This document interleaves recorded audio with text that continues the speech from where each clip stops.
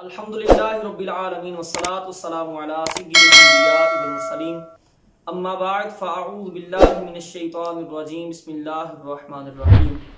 حضور جان عالم، قرار عالم، بہار عالم، سرور عالم، جان دو عالم صلی اللہ تعالی علیہ وآلہ وسلم نے ارشاد فرمایا، جس بندے نے میری ذات پر ایک مرتبہ درود پاک پڑھا تو مالک کریم اس پر 10 رحمتیں نازل فرماتا ہے، اور فرمایا جس نے میری ذات پر 10 مرتبہ درود پاک پڑھا تو خالق کریم اس پر 100 رحمتیں نازل فرماتا ہے، اور جس نے مجھ پر 100 مرتبہ درود پاک پڑھا اللہ تبارک و تعالی اس کی دونوں آنکھوں کے درمیان لکھ دیتا ہے یہ بندہ نفاق اور جہنم کی آگ سے آزاد ہے۔ عزیزان گرامی، ماہ رمضان المبارک اپنی تمام تر رونقوں کے ساتھ رواں دواں ہے، اور یہ رمضان المبارک کا آخری عشرہ اور آج شب قدر ہے، تو اسی حوالے سے چند ایک کچھ باتیں جو آپ کے سامنے عرض کرنا چاہوں گا۔ عزیزان گرامی، اللہ تبارک و تعالی نے قرآن مجید میں ارشاد فرمایا انا انزلناہ فی لیلۃ القدر، بے شک اس قدر والی رات کے اندر ہم نے مبارک کتاب قرآن مجید کو نازل کیا۔ لیلۃ القدر خیر من الف شہر، قدر کی رات جو 1000 مہینوں سے بڑھ کر ہے۔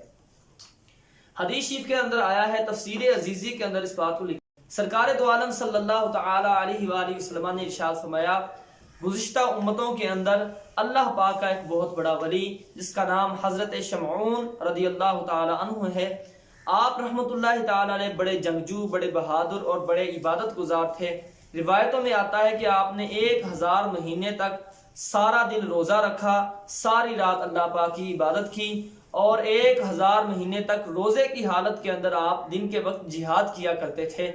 تو صحابہ کرام علیہ رضوان کو جب سرکار علیہ السلام نے یہ بیان کیا، اور اس کے بعد سرکار علیہ السلام نے ارشاد فرمایا کہ کفار جو تھے وہ آپ کے خلاف سازشیں کرتے تھے، ہیلے بہانے کرتے تھے، آپ کو قتل کرنے کی کوششیں کرتے تھے، لیکن وہ ناکام رہتے تھے، کیونکہ آپ کو اللہ پاک نے بڑی ہمت، بڑی استقامت، بڑا جذبہ عطا فرمایا ہوا تھا۔ عزیزان گرامی، ہوا یوں کہ کفار ناہنجار نے آپ کی بیوی کو پیسوں کی لالچ سے خرید لیا اور اپنے شوہر حضرت شمعون رحمت اللہ تعالی علیہ کے قتل پر آمادہ کر لیا۔ اب بیوی نے کیا کیا کہ حضرت شمعون رحمت اللہ تعالی علیہ نیند کا غلبہ ہوا اور رات کے وقت سوئے، تو اس بیوی نے رسیوں کے ساتھ آپ رحمت اللہ تعالی علیہ کو باندھ دیا۔ صبح ہوئے، اللہ پاک کے ولی مرد مجاہد اٹھے، رسیاں ساری کی ساری ٹوٹ گئیں، تو بیوی سے کہنے لگے مجھے آج کس نے باندھا ہے؟ تو وہ بیوی کہنے لگی میں تو آزما رہی تھی کہ اللہ پاک نے آپ کو کتنی طاقت عطا فرمائی ہے کہ آپ اس رسیوں کو توڑا سکتے ہیں یا نہیں۔ تو آپ رحمت اللہ تعالی علیہ نے اس بات کو ٹال دیا بیوی کی بات سن کر۔ پھر چند دنوں کے بعد بیوی نے دوبارہ وہی مکر و فریب کے ساتھ کام لیا اور بے وفائی کا ڈونگ رچایا۔ اس نے کیا کیا کہ اس نے اب اس مرتبہ لوہے کی زنجیریں لے کر اپنے شوہر حضرت شمعون رحمت اللہ تعالی علیہ جو اس وقت کے ولی تھے ان کو اس لوہے کی زنجیروں کے ساتھ باندھ دیا۔ لیکن وہ مرد مجاہد جب صبح کے وقت اٹھتے ہیں تو پھر جب اٹھتے ہیں تو زنجیریں ٹوٹ جاتی ہیں۔ آپ رحمت اللہ تعالی علیہ دوبارہ بیوی سے پوچھتے ہیں آج مجھے کیوں باندھا ہے؟ تو بیوی کہنے لگی میں دیکھ رہی تھی کہ رسیاں تو آپ نے توڑا لی، لیکن زنجیریں آپ توڑانے کی طاقت رکھتے ہیں یا نہیں؟ للہ الحمد، آپ اس کے اندر بھی کامیاب ہو گئے۔ اس بیوی نے پھر وہی بے وفائی کا ڈونگ رچایا اور شوہر کو اپنے کو آمادہ کر لیا۔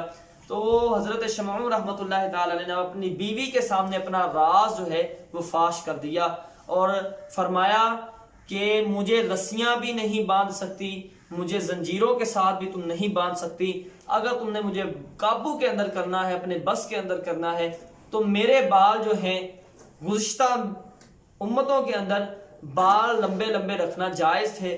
تو حضرت شمعون رحمت اللہ تعالیٰ نے فرمایا اگر تم مجھے میرے بالوں کے ساتھ باندھو تو پھر تم مجھے میں اس سے چھوٹ نہیں سکتا، ان بالوں کو توڑ نہیں سکتا۔ اب بیوی کو راز دے دیا۔ اور یہاں پر ایک بات عرض کرنا چاہوں گا، صوفیہ فرماتے ہیں کسی کو اپنا راز دینا اس کا غلام ہونے کے مترادف ہے، یعنی اگر بندہ کسی کو اپنا راز بتا دیتا ہے تو سمجھ لیں کہ غلامی کا پٹا ہے وہ آپ نے اس کے ہاتھ میں دے دیا۔ تو عزیزان گرامی، کوشش کرنی چاہیے جو اپنے راز ہیں وہ اپنے تک ہی پوشیدہ رکھے جائے۔ تو حضرت شمعون رحمت اللہ تعالی علیہ کو جب نیند کا غلبہ ہوا تو بیوی نے بال اتارے اور بالوں کے ساتھ باندھ دیا. اب آپ صبح اٹھے تو آپ سے اٹھا نہ گیا. تو کفار ناہنجار کے حوالے سے بے وفا بیوی نے آپ رحمۃ اللہ تعالی علیہ کو کر دیا.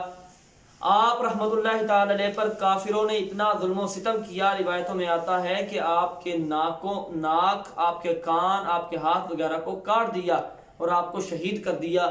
عزیزان گرامی، پھر اللہ تبارک و تعالیٰ کا عذاب ان پر نازل ہوا کہ وہ سارے کے سارے کفار جو تھے، قتل کرنے والے تھے، وہ زمین کے اندر دس گئے.